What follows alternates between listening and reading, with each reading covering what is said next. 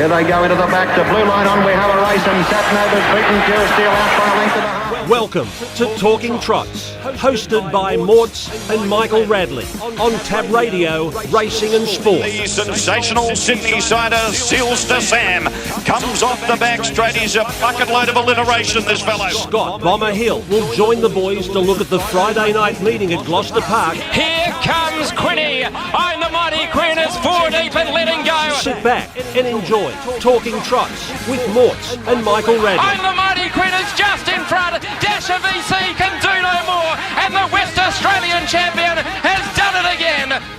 Yes, hello and welcome to another big edition of Talking Trots. And great week last week. We had Michael Young on and an up and down night for Michael, but he finished the night off well with a last race victory in a sensational victory in a race of mixed fortunes there. We'll chat about that a little bit later on, and we roll into this week, the West Side Autos meeting, which features the West Side for the 3-year-olds, the fillies, and also the Colts and Geldings, an 11 race card, the first at 5:21. As I say, a good evening or hello to Glen Mortimer. Morts, how are you? Michael, good to be here. We got invited back again. We did. Don't know how. Yeah, but we're back. And it's always good to be back and always good to be here with the team. And we've got a special guest in the studio this week, which we'll introduce. Very special guest. One of the most important people here at Gloucester Park, Michael. Just about the most important. Exactly. So I was going to say that. But no, it's good. We'll have a good chat a little bit later. Toughish night for our man Scott Bomber Hill last week. Down 3 units. He was close all night. The first one he backed for a place, and of course what happens? It runs fourth. Yeah. Then you back something straight out and it runs second. So a little bit unlucky. Ollie had a wipe at Bunbury, but boy, did he fight back at Calabaron with a $6.90 place getter and $3.90 winner. So and he's still at Bunbury. He did run second. Yeah, but and he broke the cardinal rule of tipping against one of your horses. So he'll learn. Very true. He'll learn the rules. It didn't improve my bank balance. Well, both of them running second. But great night at GP last Friday night, as always. What are the odds? Back in the winners' circle for Ryan Bell and Aidan DeCampo with a solid all-the-way win. Good to see that horse back in the winner's circle. Was a very promising 2-year-old, had a few problems along the way, and just good to see it back winning there on Friday night. You're So Fine was able to get off the rails early, and that was always going to spell trouble for Lamandiere, I think, which was out in front. And Junior put You're So Fine into the race and then just wore them down, and didn't Benji fly? Absolutely flew up the inside there from a mile back. Coney Island made a very impressive debut, and the Code Breaker brought up a double for Ryan Bell and Aidan DeCampo, and which is a great win for Albert. Yes, sure was. Very good win. Soho Seraphine, back to her best, was afforded a little more pace in front this time, so was able to win. And Me Flash was very well driven by Shane Steele. Got the cash out there in front, just kept fighting him off. Didn't look like getting beaten. Rockmeister made the most of Montana DJ galloping. Dark Eyes, 3 wide the last lap and 4 wide the turn, did enough to win. And Fire Roll, its chances were made much easier with the scratching of Flying Rumour. And in the last, well, what was that? Fly by Lou, interesting win. Galloped out, lost a heap of ground. And then Fibulation by the really good filly Waterloo.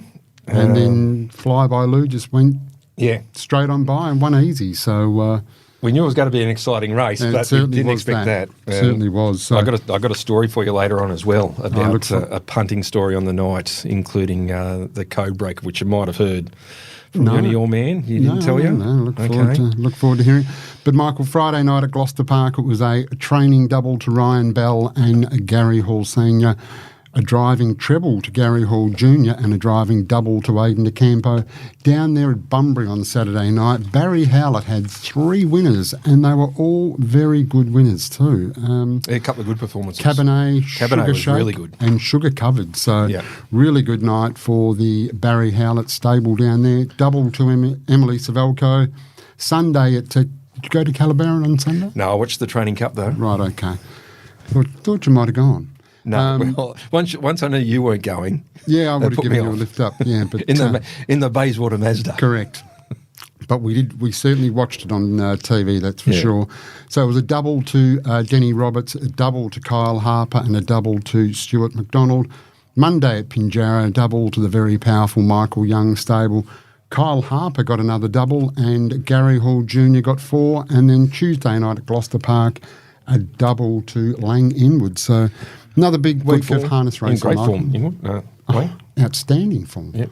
Really, really Winners good. galore. Picked up the 5 a couple of weeks back at Calabaran, so in really good form. Really good. So big week, Michael. It sure is. And now... Sure was. It sure was. It still continued. Correct. We're rolling into this weekend, Very Morts. true.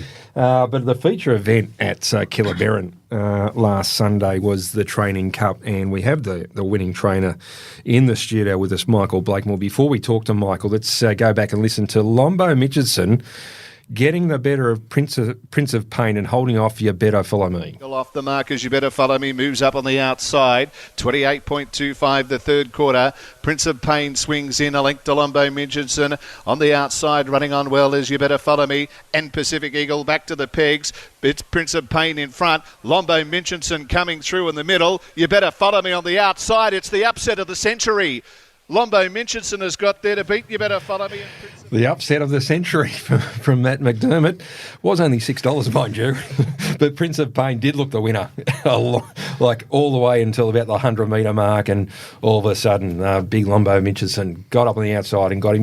You Better Follow Me was a place bet from Ollie Morts at the $34, and Prince of Pain in a third. Yes, the upset of the century. It's probably leap to fame to get beat the week before. I think that's probably in front, but yeah. Reminiscent of Dan Malachy with The World Must Be Ending when Kiama Kid beat Courage Under Fire. Courage Under Fire, yeah. But anyway, Michael Blakemore joins us in the studio. Michael, welcome. Congratulations on the win in the Training Cup. Thank you, and good afternoon, and it's good to be here. Welcome. Not only are you a trainer, and we'll talk about this, but you're also the curator on here at Gloucester Park, and the most important person at Gloucester Park. Yeah, and I actually got to mention in the story on you. I got to mention for giving you a plug on this show. So we have a listener in Ashley. So we do. add it to the list. But Mike, and before we go any further about the horses and Gloucester Park, congratulations, because that story also said you got engaged. Yes. Yeah, you kept that pretty quiet. Yeah, thank you. I took the big leap and asked Chantal to marry me, and lucky enough, she said yes. I was going to say she must have said yes, which is great. That's terrific. And have you set a date for the wedding, or just work in progress? Work in progress. Work in progress. Okay, as long as it's still on the agenda. He might have paid for it on Sunday though.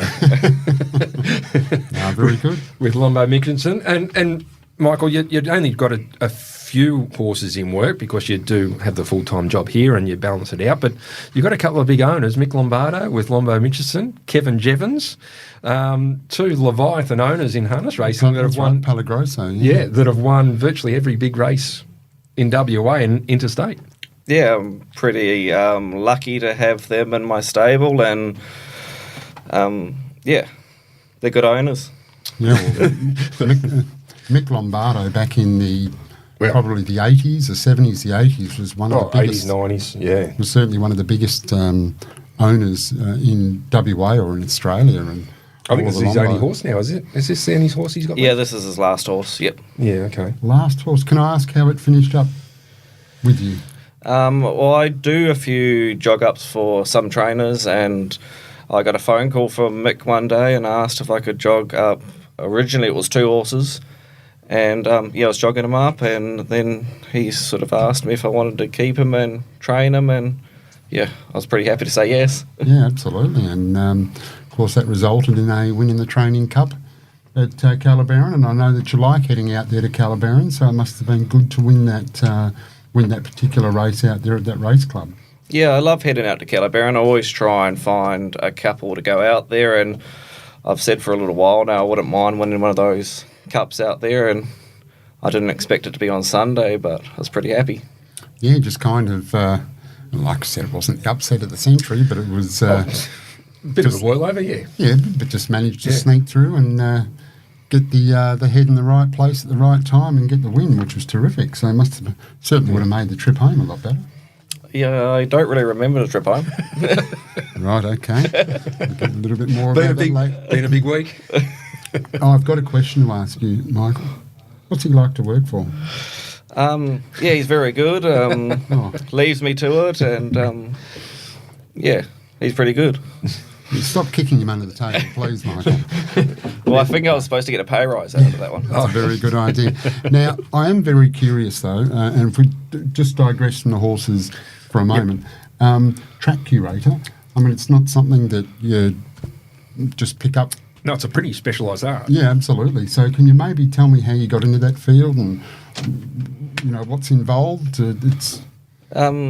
Well, back in New Zealand, we used to always have to maintain our own tracks there and stuff, so I always sort of got taught to drive the tractor there and stuff, and then when I moved over and worked for Bondi, Ryan Warwick and Ryan Bell were doing the tracks there and stuff, and I was didn't really have anything else to do in my spare time when I first come over, and so I asked them to teach me, and Ryan Warwick in particular, he sort of taught me a lot, and I quite enjoyed it, and yeah. So, all the forgive my ignorance, but are all the tracks the same? Like, is the track here the same as Pinjarra? No, or and actually, because Michael was a track curator for us, we're under Finbar to start with, and then went to Pinjarra, and then came back. But Michael will be able to tell us. But just the environmental conditions are different and actually have a big element on the track. So, Michael, here at Gloucester Park, we're very covered. Yeah. And particularly the home turn, it's very covered and particularly in sun, as opposed to Pinjarra, which is wide out in the open, has a lot of wind and complete sun, which, Michael, you're probably the best to speak about it, but it does play a big part in how you condition the track. Yeah, it does. Like, I use very similar materials to what Pinjarra do. Pinjarra is quite open, so they get the wind through there a lot, so when they race Monday afternoons, they get that sea breeze through and it sort of dries the track out a bit, so they've got to put a lot more water on than what I would do. And then, my track here, I've got, the home bend in particular, and probably half the track's quite sheltered and by the grandstand and stuff, so it makes it a little bit trickier because you've got half the track that dries out and then half that doesn't. Yeah, okay. No, it's good. I'm sure there's a lot. There's a lot involved, which I was just curious to ask. And there is a lot of discussion between Michael and Ryan and Fred about different materials, and we've worked on the material, Michael, to try and get it right, because there has been a big change probably over the last 4 or 5 years to what we've got now. Yeah, there is, and we discuss a lot, and so I'd talk to Freddie or Ryan probably once a week, and vice versa and stuff, and we're always trying to work out what's best to make everything better for everyone. Yeah, okay. So, can you make the track faster? Are these things you can do? You can. We're just, at the moment, we're working on trying to find the right materials to try and make it almost better for the horse. Yeah. And the other thing is, it used to, and I remember going back in Harold Park on Miracle Mile night, it was rock hard, and they thought that's what you need to run fast times. But as it's evolved, and it's more about getting that cushion so the horses feel better and they can run through and they run faster when they're feeling better. Right? Yeah, that's exactly right. Yeah, it's the harder track doesn't necessarily mean they go faster. If you've got the right cushion, you get your water right, the horses feel good and they want to run faster. Do you ever feel nervous heading into we had Nullarbor night or Pacing Cup night? Ever get nervous thinking, oh, geez, that you've done the best you possibly can, for the track? Because obviously we're staging a $1 million race and there's big crowds watching. And well, the other question is, do you get more nervous for a big race or bad weather? Bad weather, definitely.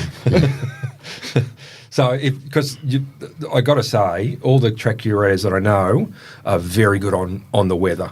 Like they can tell you exactly when the rain's going to hit and how much. Yeah. So and Michael's pretty much like that. But yeah, most of the good ones can tell, and usually are spot on, which is probably why they're very good at their job.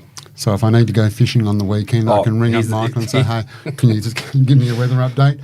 So in the rain, you want heavy rain rather than light rain? Yeah, heavy rain's better. The light rain's probably the worst rain you can get because it sort of sits and soaks.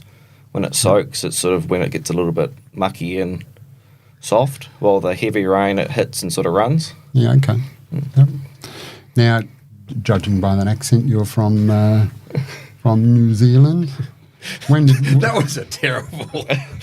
that was awful. When did we let you into it to Western Australia, Michael? How long have you been here for? I moved over September 2016. Yeah, so what's that? 8 years ago now. Like the place? Yeah, it's good. Yeah. That's good. And you started off at with Greg and Sky Bond, I believe. Yeah, I worked there for about 3.5 years before I moved on to doing the tracks and training my couple of horses.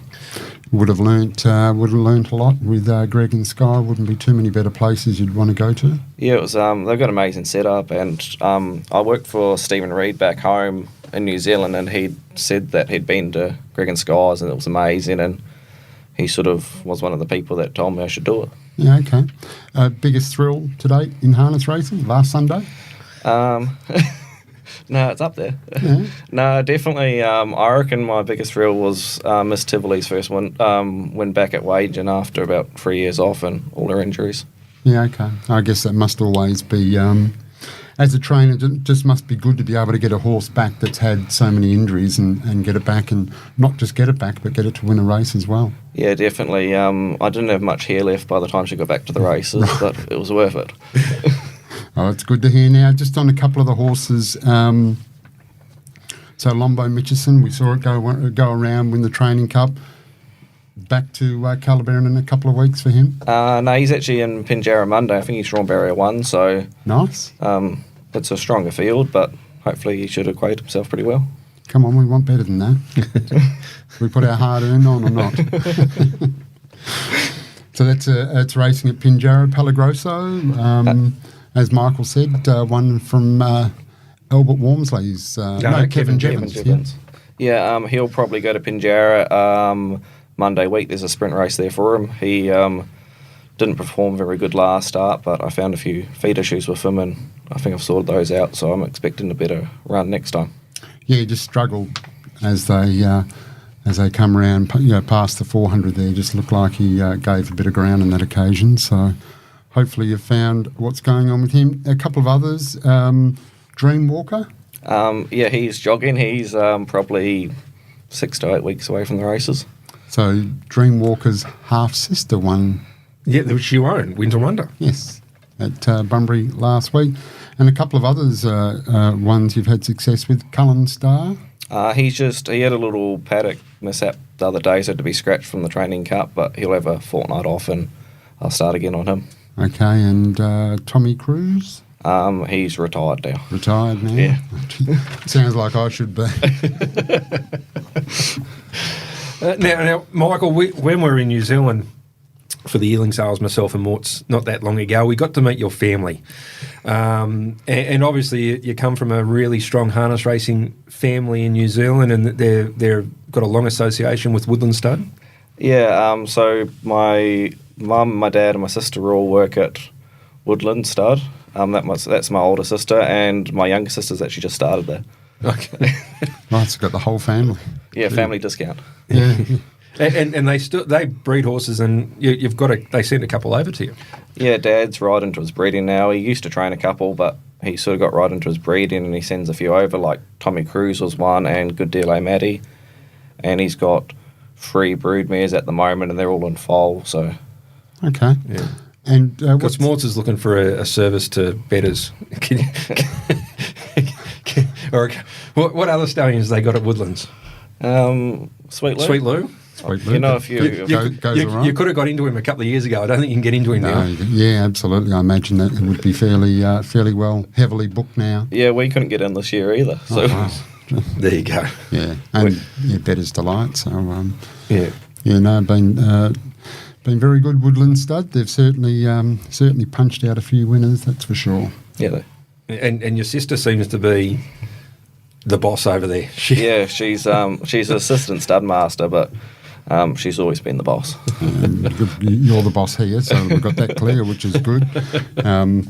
No, that's terrific. It was a really good win on the weekend. We're very, very pleased for that, and we look forward to seeing some of the other ones come back to the track. Ideally, what's the right amount of horses you'd love to have in work? Sort of 5's a nice number. I've got up to 16 at one stage, and I didn't enjoy that too much, but sort of 5's a good number, but I'm always happy to take more. Yeah. And also you pre-train for Ryan Bell and a couple of those other trainers. Yeah, I do a lot of pre-training for Belly, which is good. He looks after me and sends me the odd good one. So you've done a bit of work on Shockwave and Swing Band and those type of horses when they were first coming back. Yeah, when they first come back, I've had both of them and just swum them back. And Swing Band actually arrived back on Monday. He'll do a month of swimming with me before he goes back to Belly. Okay, must be nice having those type of horses come through. They're a bit different to my ones. Well, Ryan Bell's certainly got plenty of good ones going around in his stable. So, but just having trainers that put that trust in you to, with horses like Swing Band and Shockwave and that, I mean, they're very valuable horses. So to have, key trainers put that trust in you to work them up and bring them back must be very pleasing. Yeah, it is. It's sort of I got to pinch myself sometimes because. Yeah, it's a lot of faith in me, and also obviously the owners too, like Kevin Jevons and the team. Like they're obviously got the trust in me too to allow me to have those horses, even though it's only a short period. But it's still. And you train out of Byford? Yeah, out of David Thompson's property. Okay. And you work your horses at David Thompson's, not at Byford? Oh, no, at Byford, so they cross the road. Yeah. Oh, right. Okay. Yeah. Very good. Yeah. Which track's better? You can say there's only 21 people listening, so it's all right. Yeah, the best track in Australia. the one that he curates. Tell you what, the track's been in fantastic order. Coming into winter, we haven't really had a much rain yet, have we? No, it's been a pretty dry winter. Well, especially on race days, which is more important. Yeah, we've got a fair bit coming on Tuesday, but normally. Although the other week was no good, the Tuesday when we were here till like 3 o'clock in the morning or whatever you were here till, because they just kept on putting it back and back and back with the lightning strikes. But the track held up pretty good. Yeah, it did. Yeah, it's always a bit trickier when it's been a dry winter. Yeah, because that first rain seems to really hit the track hard. Why is that? Just like the base is sort of dry, like because we've had no rain, it's all dry, and it's sort of when the rain first hits it, it does turn it a bit mushy because it's not almost like used to it. Yeah, because usually the first rain is the worst, and then you can get more rain the next time, and it seems to be handle it better. Yeah, it's sort of like it fills the base up. Once the bases fill, like it makes it a lot easier for you. Yeah. Does there come a time where you actually almost have to start from scratch again and just remove a lot of it? How many renovations a year do we do? We do 2. We do one normally at the end of winter and then one at the start of winter. Yeah, so we scrape the whole, like 300. How many is it? We'd take about 500 or 600 tonne off. Yeah. And strip it right back, and then chuck out about 300 tonne and go from there. Right, okay, that answers my question. So that's twice a year. Yeah. Right, okay. And depending on it, sometimes we've done it a little bit on midi ones and stuff like that, just because of different environmental factors. So, and also our water content's got a higher salt content, is that right? Yeah. Which also plays a part. It breaks it down quicker. Yeah, it does, yeah. If you've got to water it. Because we're so close to the river here, I think our bore's sort of contaminated a bit by the salt, and the salt breaks down the material a lot faster. Right, okay. So I generally add a little bit of fresh material every week just to try and keep on top of it. Yeah. Okay. A lot involved in maintaining a harness racing track. Yes. That's for sure. I've learnt something today. What's the weather going to be like tomorrow night? Do I need to wear a jumper? Well, I got to say, everyone, I'm sitting with the two people that usually wear jackets as a fashion statement rather than to keep them warm. They're both sitting. It's cold, everyone, and they're both sitting in short sleeve shirts. I'm in a jumper. I've got my puffer jacket on. three layers of clothing, and you two are sitting here like it's a summer's day. It's not cold, but no, I just need to know whether it's going to be wet tomorrow. So is there any forecast? No rain tomorrow, but it'll be a bit cold. That's one of the reasons. Cold's all right. That's one of the reasons he told me he moved to Perth, so he can wear shorts more often. Yeah, well, I don't blame you. It's a good place, very good place. Look forward to when the wedding date's all set too. That'll be great. And we look forward to Lombo Mitchison. Yep, had his winning on Strawn one on Monday. We've got a price there, Mike? Race number 9. No, I haven't got a price yet. There's no prices for Friday night. Really? But I tell you what, it's not a bad race. Rocket City resumes for Dylan. Yeah, very handy horse. Blaze on, Exceptional Armour, Blaze Coops, Hot Footed, Soho Firestone, Frisky Sticks, Miss Sassy McLarney. So not a bad field. Very fast front line. Yeah. Who drives? Chris Lewis. Okay. AC Lewis. Stewie. Pretty handy in front. Chris Lewis. You sacked Stewie, did you? Or is he? Normally use Chris if I can get him. Okay. He didn't want to go to Calaberry. Okay. Oh, Michael could have given him a lift. In the Bayswater Mazda. Yeah, absolutely. Oh, yeah. Very good. Learned a lot today. Certainly learned a lot. Indeed. All right, Michael, mate, thank you for the time. It's been great. I know Mort's got a bigger appreciation for your job. Oh, no, it was very good to have you on. One, I think you do a great job with the horses that you get. But two, just it was good to learn a lot about the track because I know it's not it's an art. Yeah, and I'm sure it is. And Gloucester Park is, one of the best tracks in Australia and most watched tracks. So it's a big job, done well. Keep it up. Well, thank you, and I appreciate having me on the show. Yeah, and you're a long time listener as well.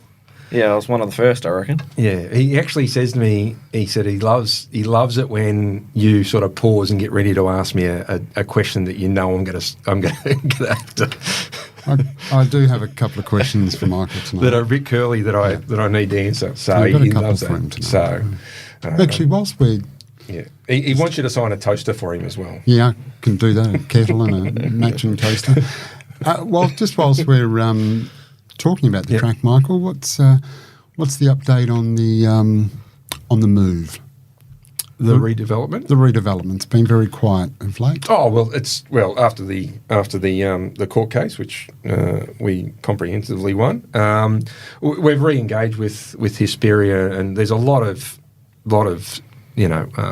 stuff to get through in the background. So we're working through it. Really pleased with where we're at the moment, and we'll have an update for the members in the not too distant future as far as that goes. But not really happy with the way it's progressing and starting to get down to the nitty gritty. But it's not a straightforward process either. So, but yeah, not really happy with where it is at the moment. Confident? Yeah, very. Yeah, no, really excited. Yeah, and the more we're meeting with them, and the more exciting it's getting. Because we had to come back from virtually a stop.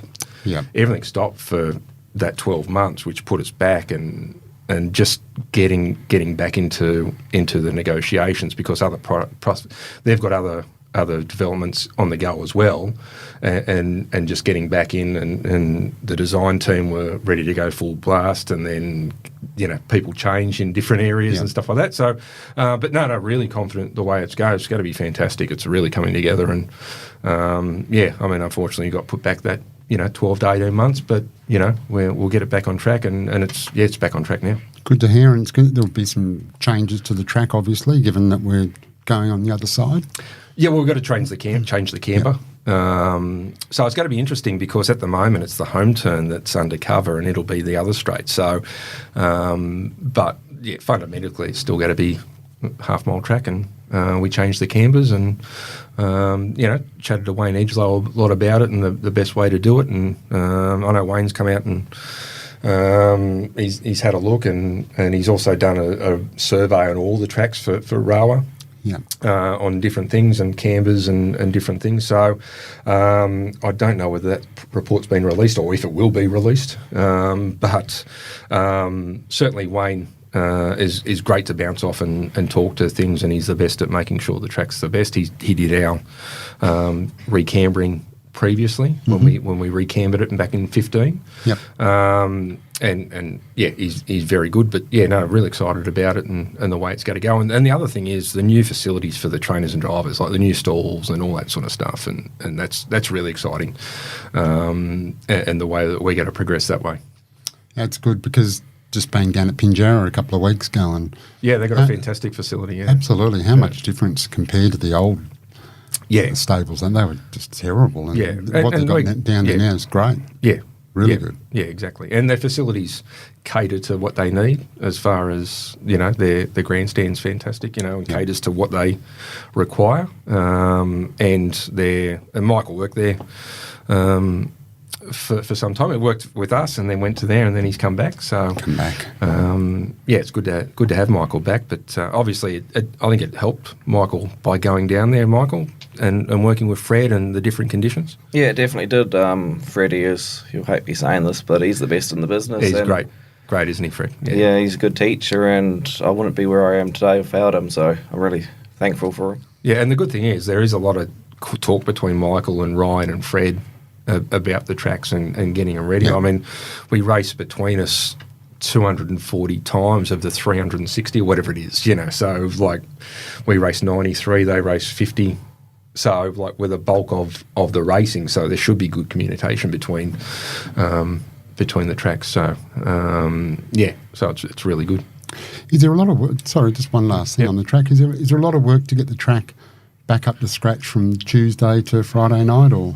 We also have track work Wednesday morning and Saturday morning. Okay. So, there's quite a lot to it, especially because we race twice a week. Like on a Wednesday, I'll spend the whole day grading it. I sort of grade it twice a week, Monday for the Tuesday and then Wednesday for the Friday, and with there being an extra day in between, I sort of do my main grade on the Wednesday. Yep. Okay. And watering it every day, making sure it's got plenty of water in it, so you're not just coming in and it's like it's baked by the time we get to Friday. Yeah, you've got to keep working it. Yeah. Yeah, okay. Very good. No, it's been very insightful, so appreciate that very much. Yeah. Yeah, Michael, thanks for your time, mate. You didn't have to come very far, which is good. Now the new studios are here at Gloucester Park. And salubrious studios they are too. He did drive around, didn't walk around, mind you.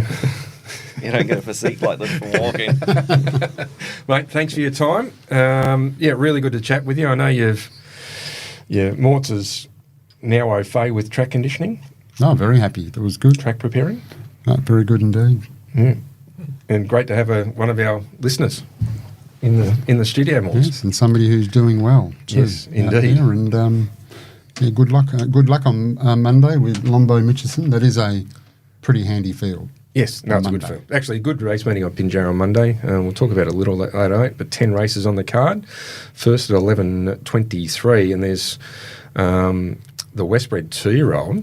The maiden has 14 runners with 2 reserves. Wow. So great to see the 2-year-olds. They're all coming back now, getting ready for the Westbred and those type of races. So I think we'll see a lot more of those 2-year races filling up and actually standing up more than they previously had throughout the earlier part of winter.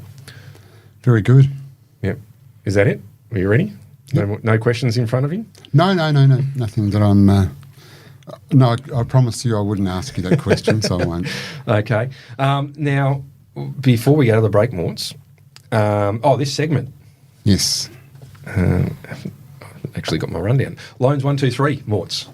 This segment of sport. No, is it? We'll go with loans 1, 2, 3. I don't have my rundown in front of me.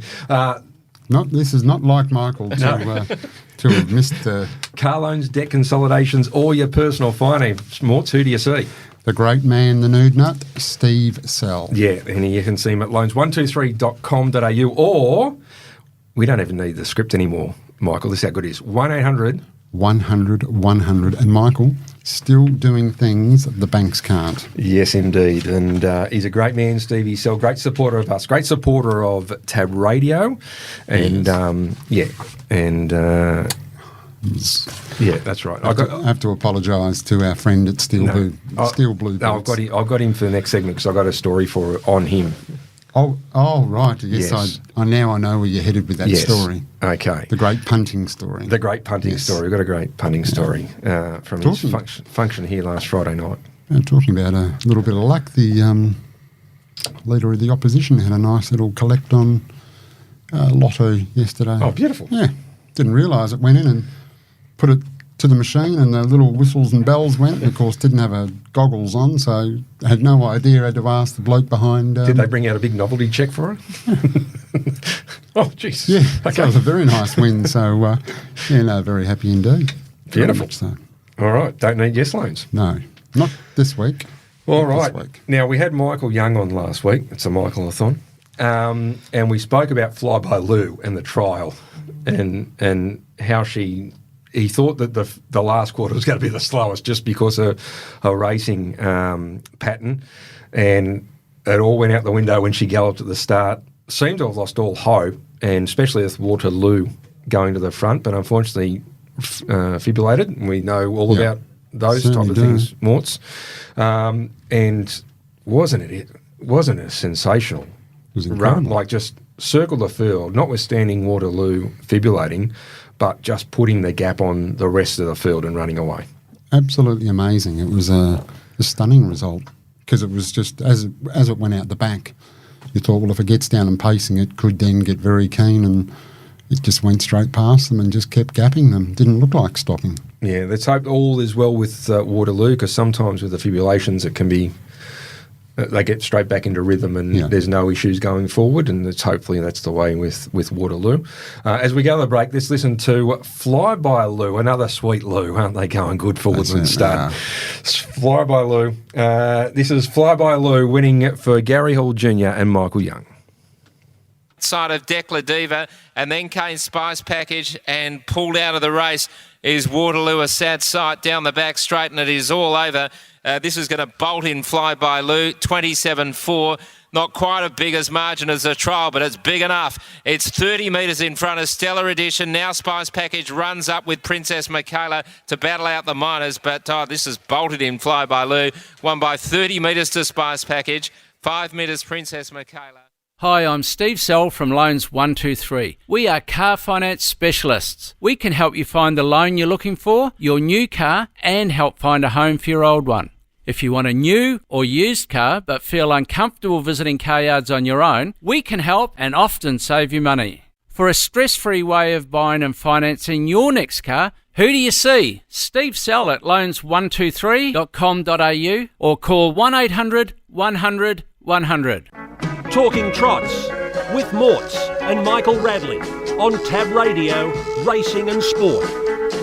Crocker is back in the centre, and then came Sport, and further back is American Monarch around the turn. 28.6 was the next quarter into the straight. Soho Seraphine is leading the way from Dame Valor. Down the outside, Little Darling, and also Bramotti steps, and then Sport, but doing it well, Soho Seraphine. Wall Street Girl got up on the inside of Little Darling for the placing, but Soho Seraphine has won from Wall Street Girl, Little Darling. Yeah, she had her first win in WA, Mort, Soho Seraphine, and Bomber made it his best bet. 5 units. Yes, was a big, made it 5 the week before as well. But first up, unfortunately, got no pace in front. All Junior went and parked outside and put a lot of pressure on. And last Friday night, once Mitch got to the front, was able just to bowl along, and she was just too good. Yeah, good to see a win for Kim, Mitch and Rob Watson with Soho Seraphine, who opens her account with the Lewis. And a good way to do it, a $30,000 race. All right, this segment is brought to you by Steel Blue Boots. And I'll tell you what, Michael's wearing a pair as well. The track our chefs and our track curators wear the Steel Blue Boots because they're the best in the business. As they should, Michael, because they're the most comfortable boot you could possibly get. So why wouldn't the team be wearing them? Exactly. They are built for comfort, made for work, Morts. And they got stockists everywhere, 700 nationally. And like Michael Blakemore, they are a mark of true skill. They sure are. Absolutely are. So designed for comfort, durability and choice, backed by a 30-day, 100% comfort guarantee. And they sure are, which you don't need more.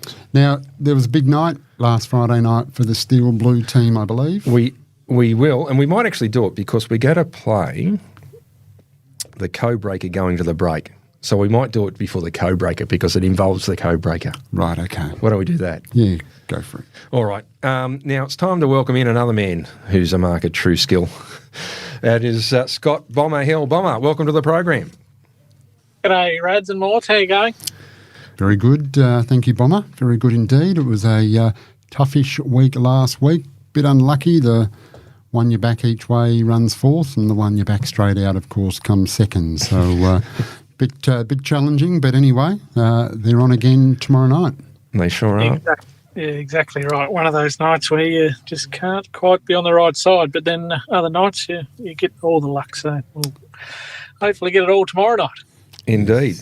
All right, we've got big 5-race card, 11-race card tomorrow night, the first at 5:21 for Westside Auto. And the first is Westside Auto Service Vehicle Detailing. Tell you what, Morts, both myself and Nicole got our cars serviced by Westside Auto recently. Is that out in Bentley? Yeah, Bentley, near the car yard, and first class. Geez, it was good.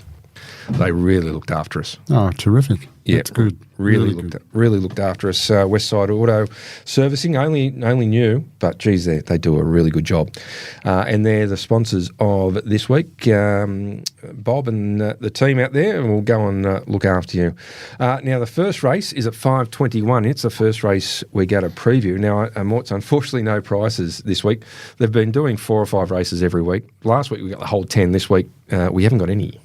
So, Michael, unfortunately, why would that be? I'm not sure. I've got no idea. So why can't somebody come out and answer that question? I don't know. We might have to put it to the Tab Touch team. Can we? Yeah. Because it's pretty poor to think that Thursday night we've got our premier meeting, which is tomorrow night, and we can't get a price. Yeah. And they've been doing 4 or 5, because there's been a change in the harnesses. They used to go up, one of the corporates used to go up early and then the rest would sort of follow. We had them going up, but then that changed and none of the corporates were going up, and Tab Touch were putting up 4 to their credit. Yep.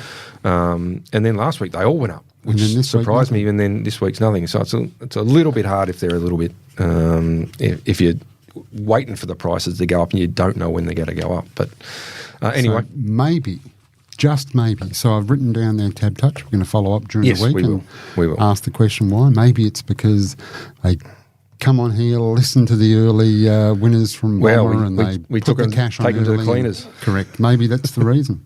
Maybe, indeed. All right, the first race is at 5:21, as I said, and an interesting race here.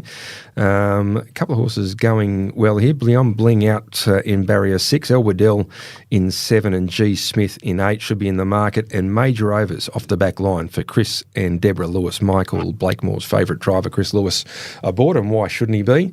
The Hall of Famer. Bomber, in the first, which way are we going? Yeah, it's actually a really even sort of night tomorrow night, I think. So gone for a bit of value generally. I thought major overs might come up a nice enough price off the back row here, and he's got no real choice but to just trail through and let it all unfold.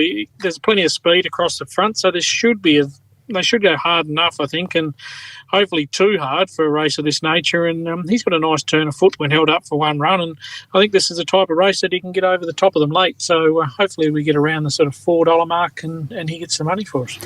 Yeah, very interesting race, as you said, Bomber, and like Michael alluded to earlier on, El Waddell was very good first up.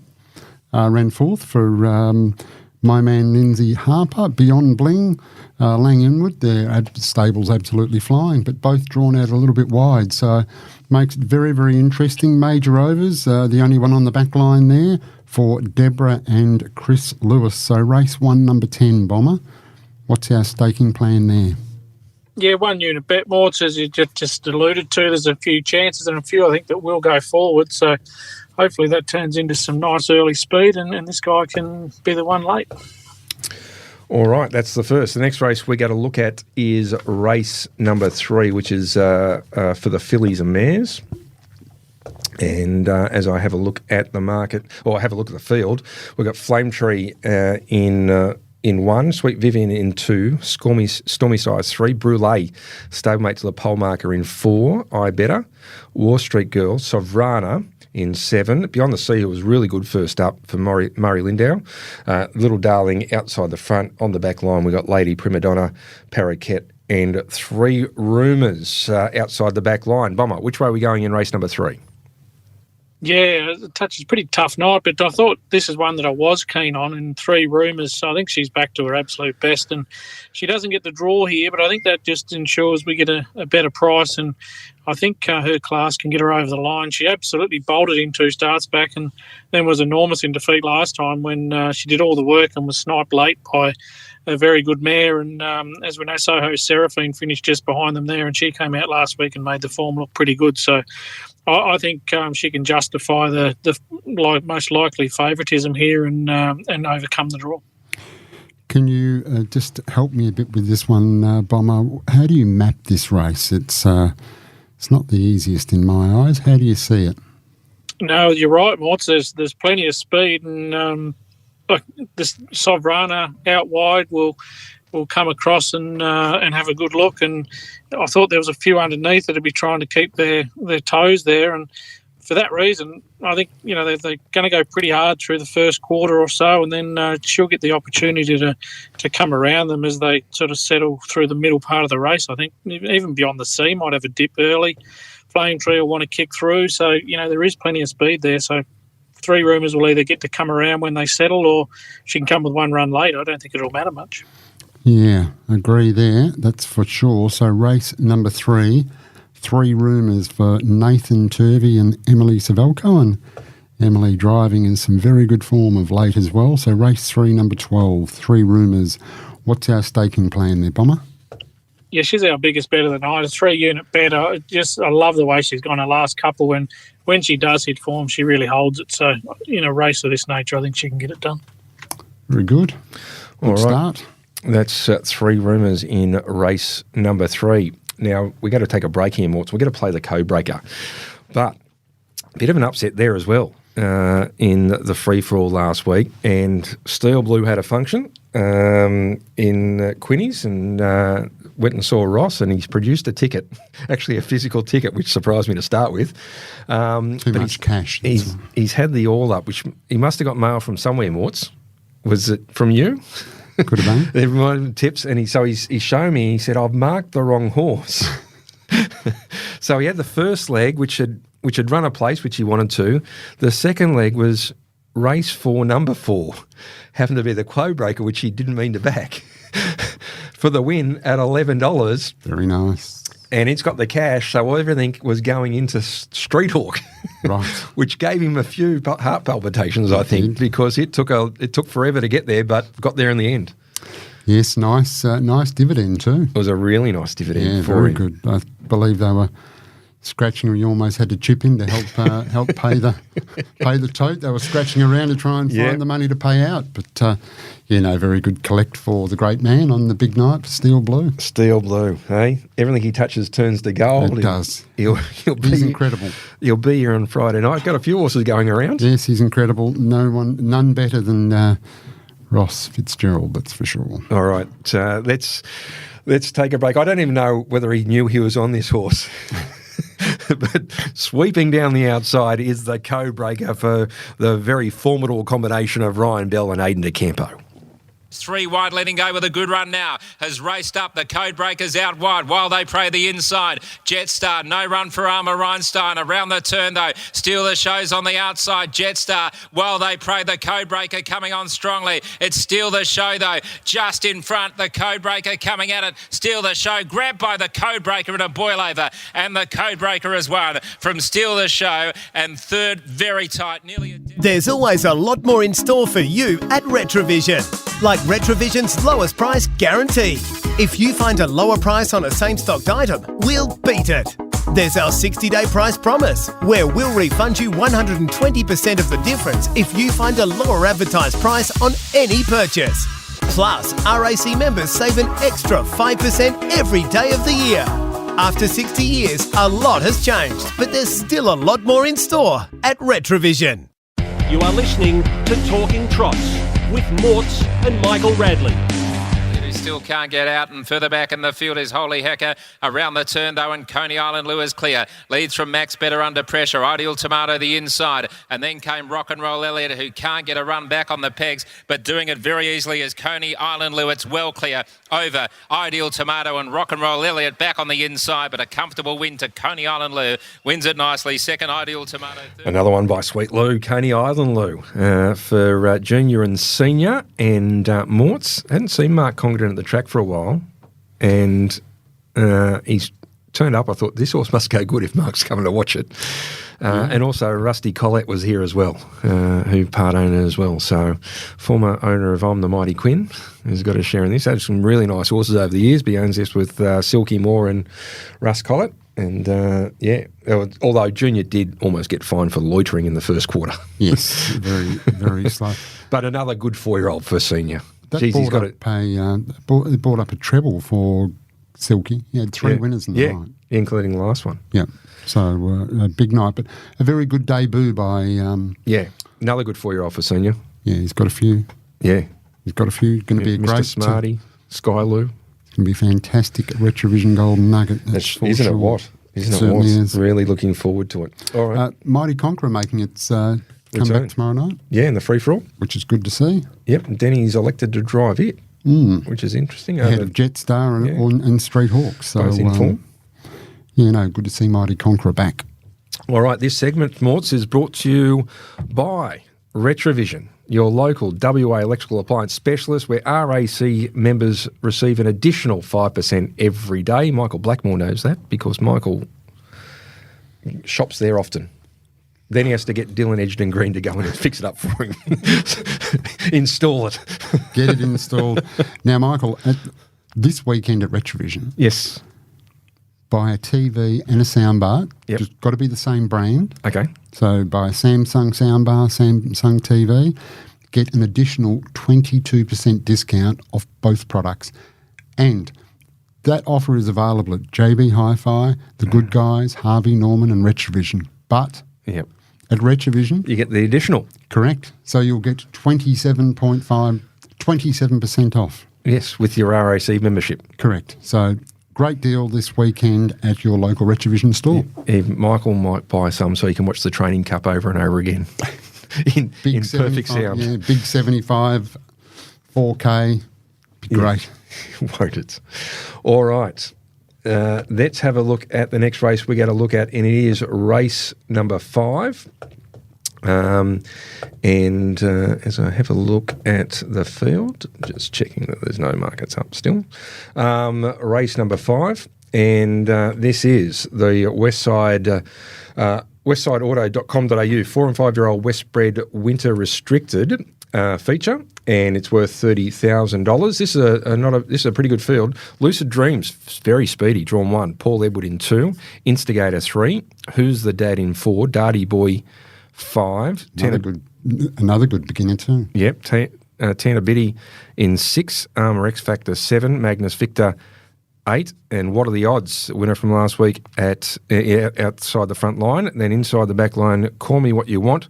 Crowd Control for Kim Prentice. And All Is Well. So this is a really good 4 and 5-year-old Westbred bomber. This is a really competitive race. Which way are you going?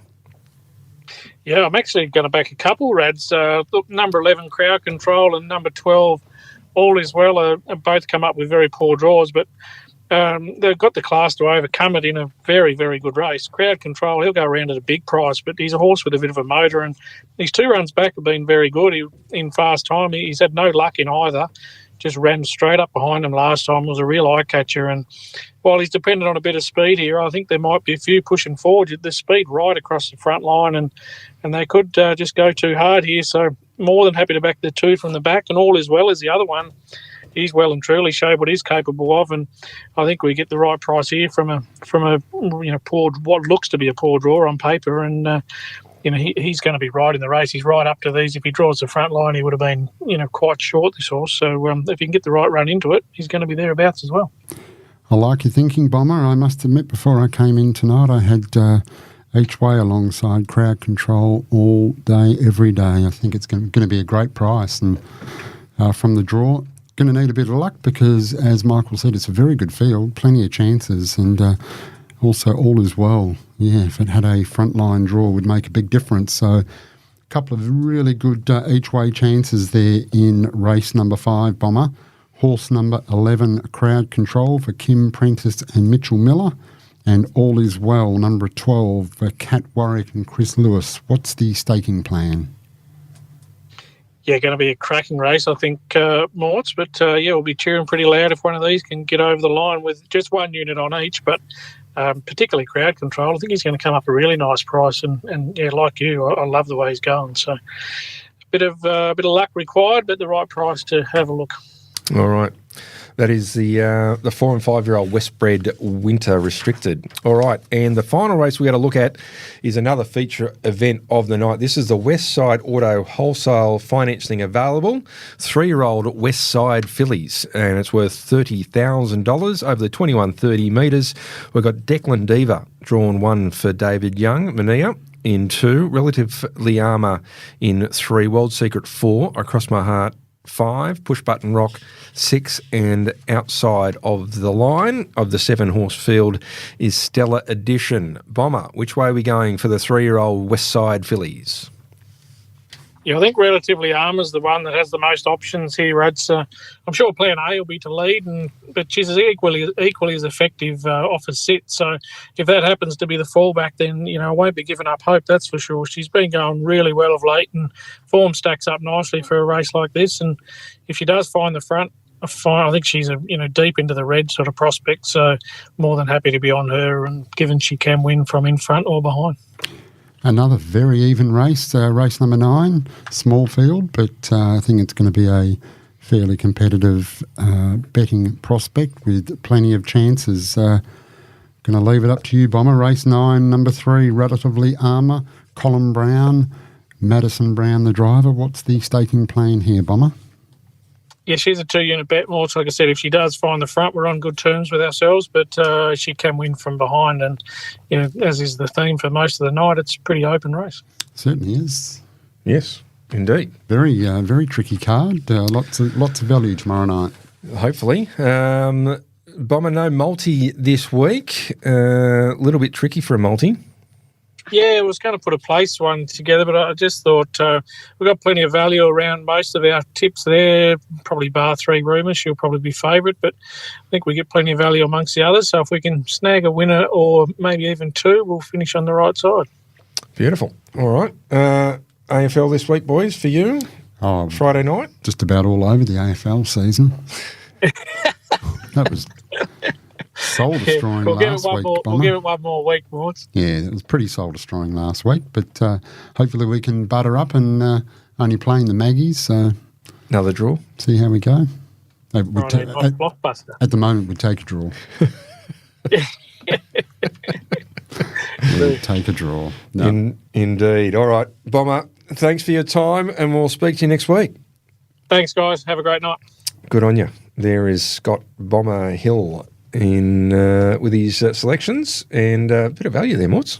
Certainly is. Well, it's just what the night's all about, Michael. There's plenty of value right across the card. There's not too many short price favourites. That is for sure. So if we can manage to get one of those up, it could be a very. You might be looking around, scratching for some money to help pay the patrons out again. So. Indeed. Now we heard from Cody Island Lou's win last week. He's drawn 2 this week. Stewie McDonald goes aboard up against Solidere, who was a good winner at Bunbury on Saturday night. Certainly just was. getting the better of Gully Gum. Yes. High price. Me Flash is also in that race. Montana DJ, who got crossed last week. Yes, and then put in a couple of rough strides and out the back it went. Yeah, so it's a really good race. Race number 7. It's for the level 7 to 9s. And another horse that's in the race that we mentioned earlier in the show, Morts, is Me Flash, And good to see Me Flash win on Friday night. That was a great drive by Shane Steele. Thought he did very well. Was very confident, and just didn't look like getting beaten. It was good. Good to see. Unfortunately, probably won't find the front this week, but is still in the race. Look, might be a bit of speed though as well, which might help it towards the tail end. As we go to the break, let's listen to Shane Steele getting Me Flash home last week. 29.1 leads by 2 metres at the moment. They're not getting there from Captain Bligh, and then High Price the outside, but Me Flash kick for Steele. Got away by 4 or 5 metres. On the outside is High Price and then Captain Bligh, but Me Flash is in front of High Price and Captain Bligh, and Me Flash races home to win by 2 metres. Second home High Price and third in Captain Bligh. New Mazda. Yep, I love it. We got it from Bayswater Mazda. I keep hearing great things about them. They're fantastic to deal with. Great people, great coffee too. At Bayswater Mazda, you'll always be well looked after. Visit the team today and find the best drive-away deals on new Mazdas and pre-owned vehicles. Driving is better with Bayswater Mazda. So's the coffee. Go and see Bayswater Mazda at the corner of Guildford and Garrett Road, Bayswater, DL 25174.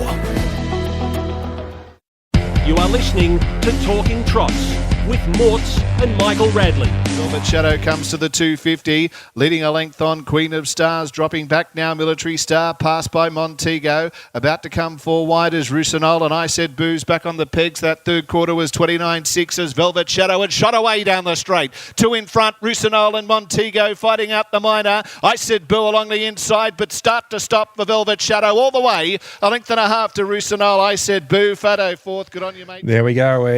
A winner for Ollie last week, and it was a good day at Calabarin for Ollie.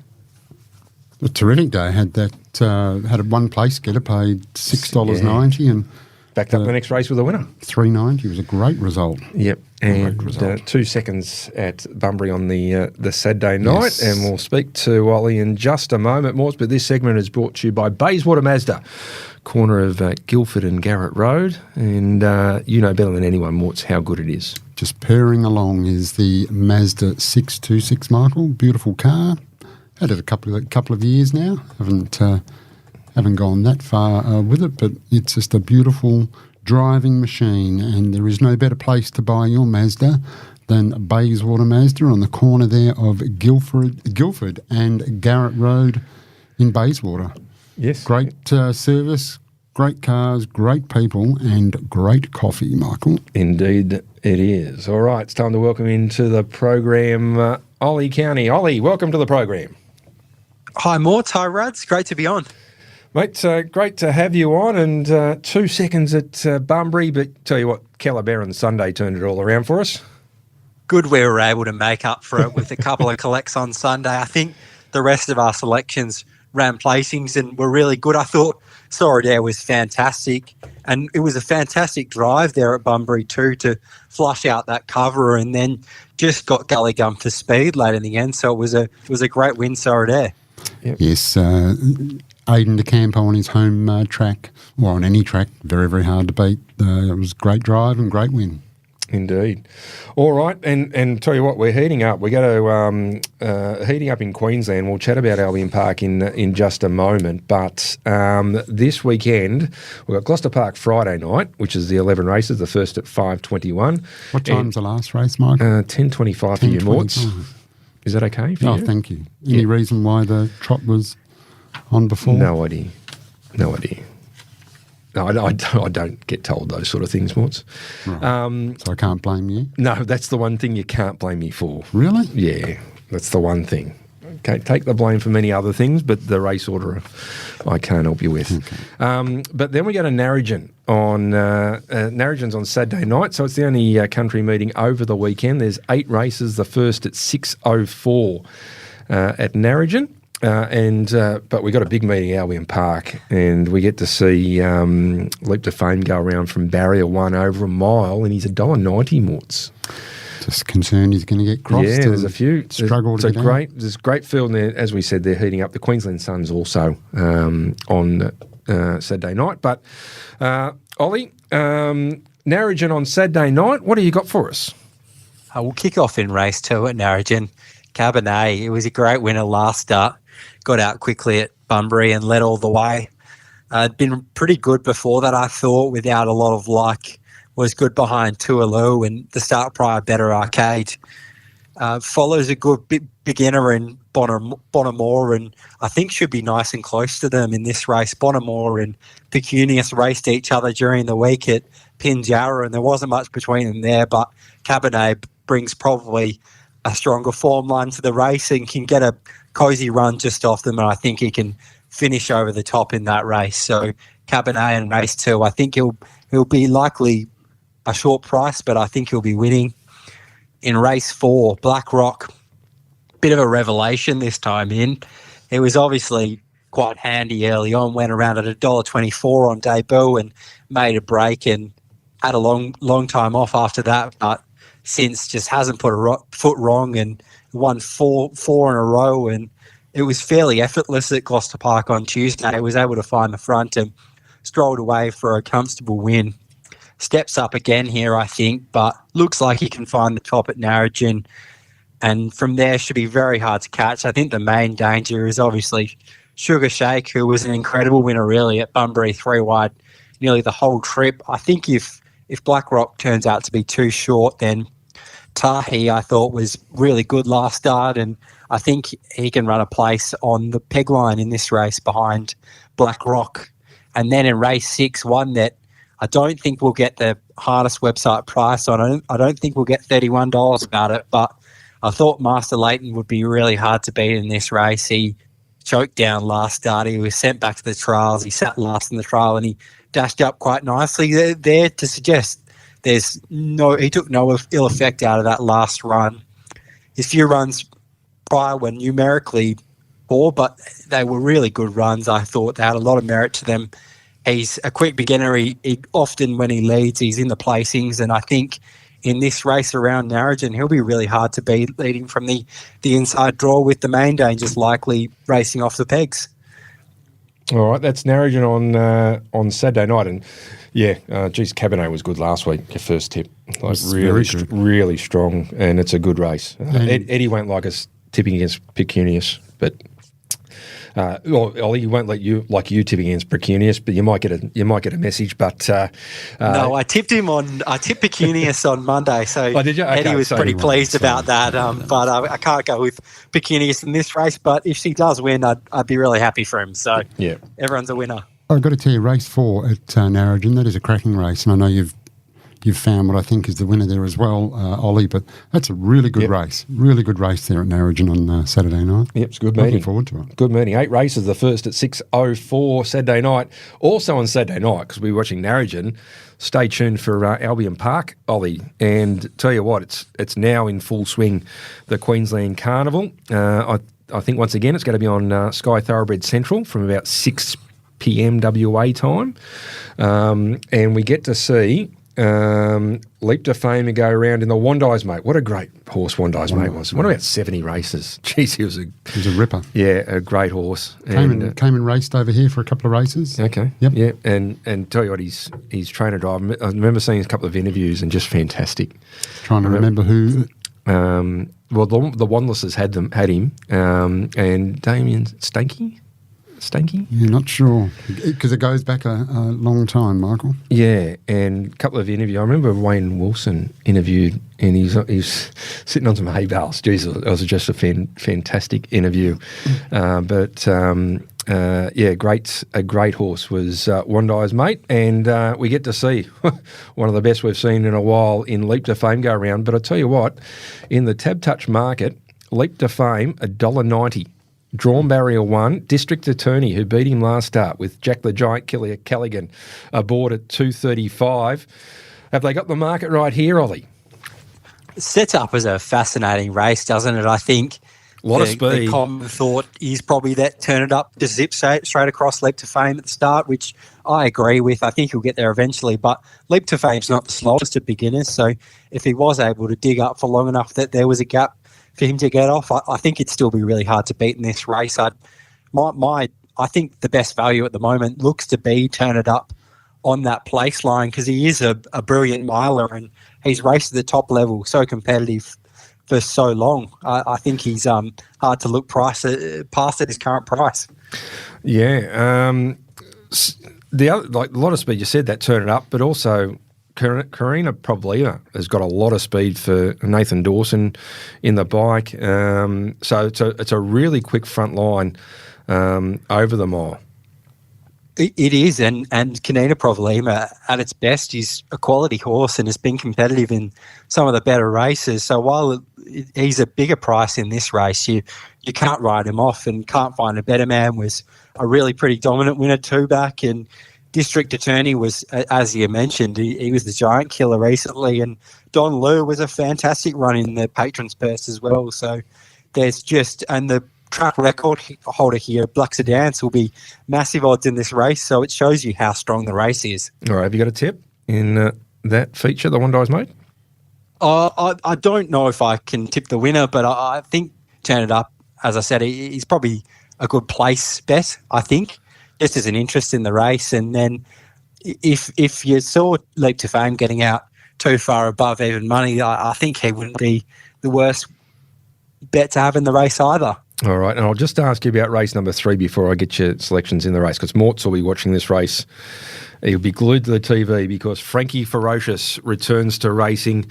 He's currently the favourite in the Eureka now, outright favourite, around about even money, might even be a touch into the red.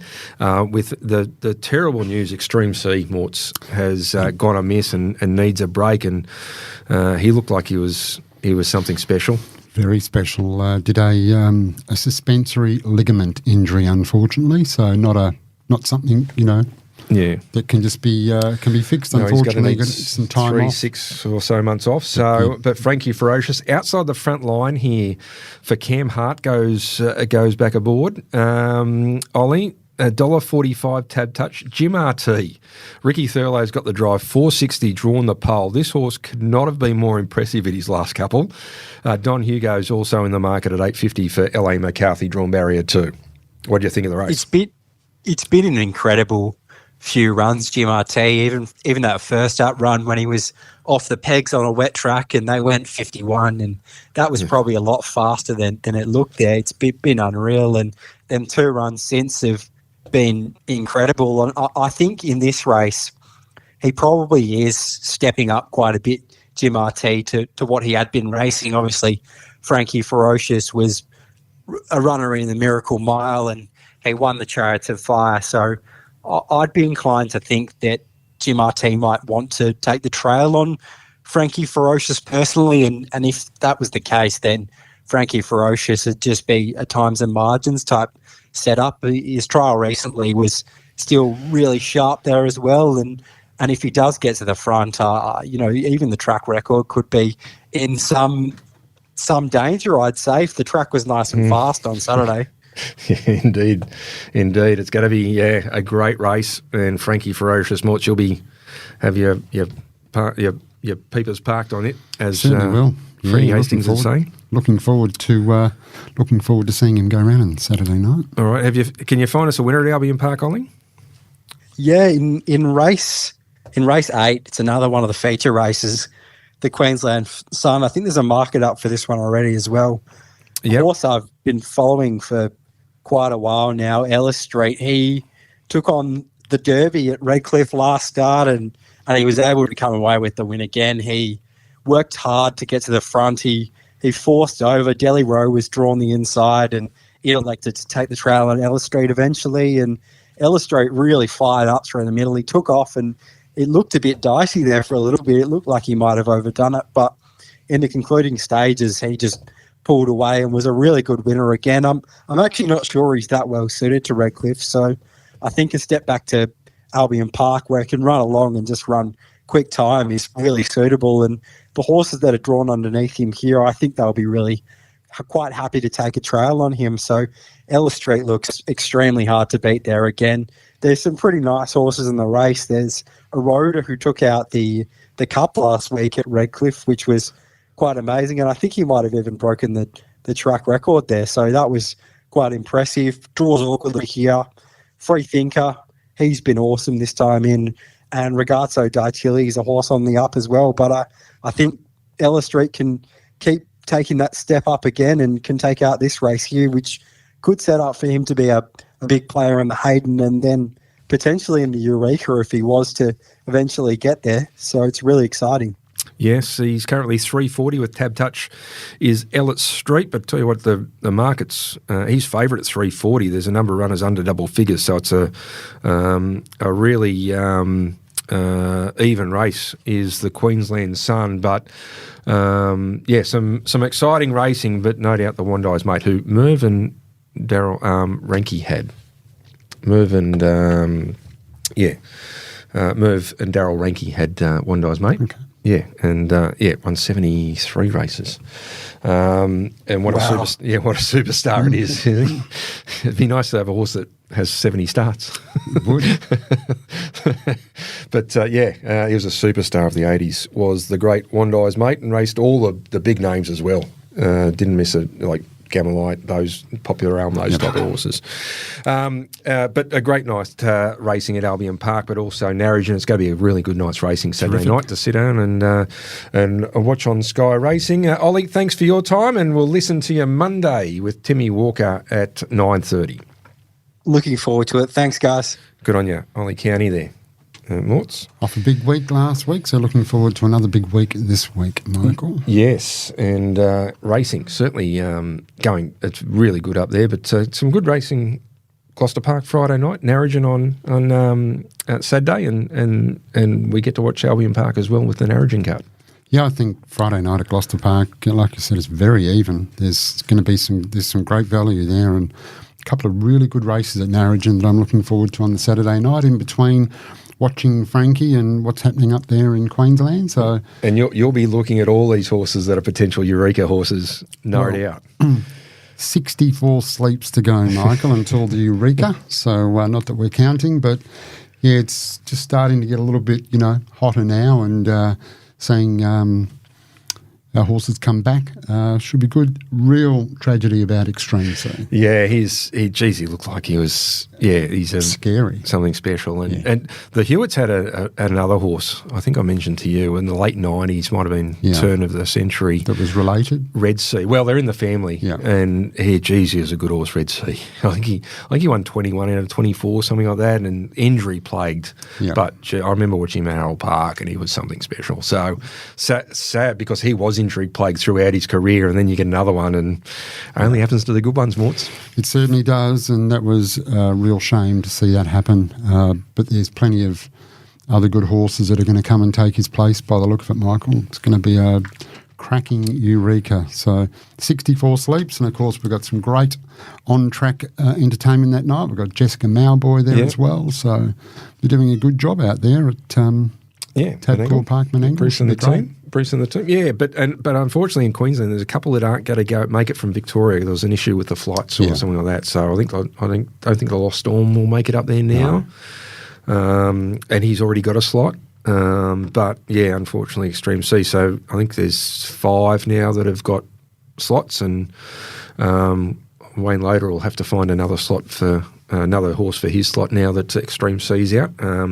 But we'll have the Hayden up as part of this carnival, which will produce the Queensland runner. The Bowtied in Tasmania will produce theirs, and Singo looks like they're not going to have their race, so they'll just pick a horse to go into the Eureka. So it's all happening for gearing up for that, and of course we're starting to gear up towards the big Westbred night, which is the night before. Yes.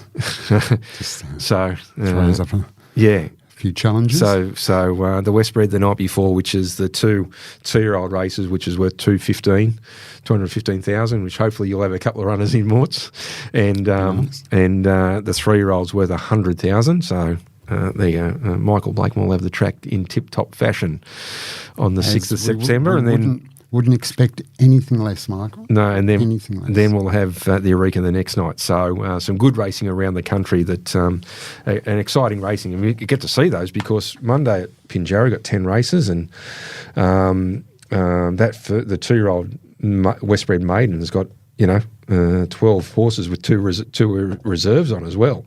So an early start there with the 10 races, and we got 10 races here on the Tuesday as well. With the first race at 5:20, the last at 9:50 on Tuesday night at Gloucester Park. So 2 10-race cards Monday, Tuesday. So plenty of horses coming back into work and preparing for the bigger races at the end of the year. Certainly is. And the better weather. And hopefully, fingers crossed, all going well, we might see Never Ending. Yes. Next week. Oh, next week. Jeez. Possibly, yeah. Okay. There's a scoop. Well, not long until... No, well, Justin in the interview said that he wanted 2 runs before he goes. 2 runs before he goes. When you think we're only about a little bit over 8 weeks away from... Have you discussed a driver with Junior on the sidelines? Although the appeal process is going to go through, so you never know. Yes, look, it's just good to see Justin driving on Friday night. Oh, Justin. Yes, I Yeah, had to ask him if his licence was current or what have you, but he's got to drive in the last race. There we go. Just getting ready. Yep. He is, so... there we go. Well, there's a scoop for you. So hopefully all going well, we'll get to see him back. And breaking the big stories here on Talking Trots is Glen Mortimer. So you've got to listen to the end. You can't tune out just halfway through the podcast. I would think Michael Blakemore, he listens to the end. I think he would listen to the end. I think he could be on his own. But Michael, have you seen what they do at what they've got planned for the Eureka, their gold membership? No, I haven't seen that. Okay. Maybe next week. And I think we should look at getting somebody on from Brisbane to talk about the carnival. And over the next week or two, we should look at getting somebody on to talk about the Eureka. It'd be great to see everybody here in WA get behind the race. And I spoke to Bruce and Dave Watson, who's the racing manager at Menangle. Been speaking to them over the last couple of weeks about different things, and we do chat a fair bit, being the Metro clubs and working in HRA. So. Happy there. I know they're putting everything together, and as like these big race nights, they take a lot of putting together. There's a lot of infrastructure that goes in, and a lot of planning, and it's going to be a great night. And I know they've got planning, and there's an added layer for them because HRA is involved. So, happy to get Bruce or Wano. Wano's really good. He loves talking about the horses and does a good job. No, that'd be great. I think we need to, like I said, particularly next week, hopefully if Never Ending comes back, that'll be the start of the journey for the WA people to watch a horse go and mix it with the best. It's going to be a cracking race. So. No doubt Timmy Walker will have a story during the week.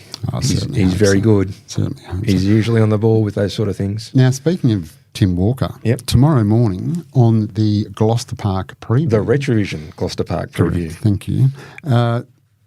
Denny Roberts and the man in the pink. Oh, Christopher Vogt on the GP preview. So make sure you get along and have a listen. Denny both Denny and Vokey in unbelievable form. So hopefully could be a good push for a few winners there. Did you listen to the podcast during the week? The Brian Ethan? No, I haven't, unfortunately, Morts. That was very good. Who was the guest?